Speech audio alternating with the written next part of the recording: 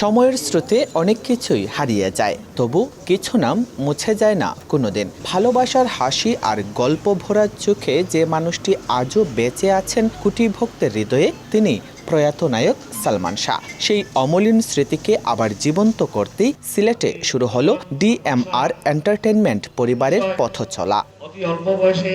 সিলেটের দাঁড়িয়াপাড়ায় সালমান শাহর নানাবাড়ি সালমান শাহ হাউসে আয়োজন করা হয় এক আবেগঘন অনুষ্ঠানের। স্মৃতিচারণে ফিরে আসে 90-এর সেই সোনালী সময় আর পর্দা কাঁপানো দৃশ্য।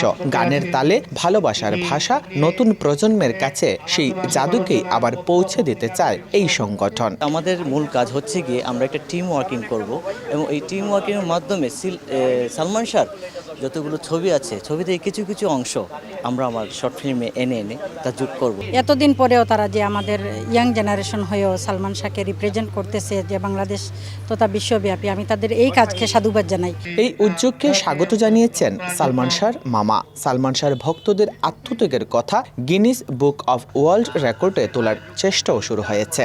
সালমান শাহ একটা ইতিহাস। এই এত বড় বড় লিডাররা যে মারা গেছেন বাংলাদেশে বা বিদেশে, অনেক যারা গেছেন, আমি নাম ধরতেছি না, কারোর জন্য কেউ মরে নাই। একমাত্র সারা ওয়ার্ল্ডের মধ্যে সালমান শাহর জন্য আমার কাছে লিস্ট আছে 46টা ছেলে মেয়ে আত্মহত্যা করছে 24 ঘন্টার মধ্যে, যার জন্য তার নাম গিনিস বুকে আছে, সালমান শাহর নাম। সালমান শাহর হত্যার বিচার প্রসঙ্গেও কথা বলেন তিনি। আমার ভাগনা হিসাবে না, বিচার আল্লাহর তরফ থেকে একটা হয়ে গেছে। রায় যেদিন হয়েছে ওই দিনের পর থেকে আমি যখনই নামাজে বসি আমি দোয়া করি জজ সাহেবের জন্য। যে আমি মনে করতাম যে বাংলাদেশে মনে হয় জাস্টিস শব্দটা উঠে গেছে, কিন্তু আল্লাহ জিনাকে দিয়া এই রায়টা করাইছেন। আমি ওই দিন রায়ের সময় সামনে ছিলাম, আমার মনে হয়েছে হযরত আবু বকর রাদিয়াল্লাহু আনহু ওনার কোনো প্রতিনিধিকে পাঠাইছেন ওনাকে।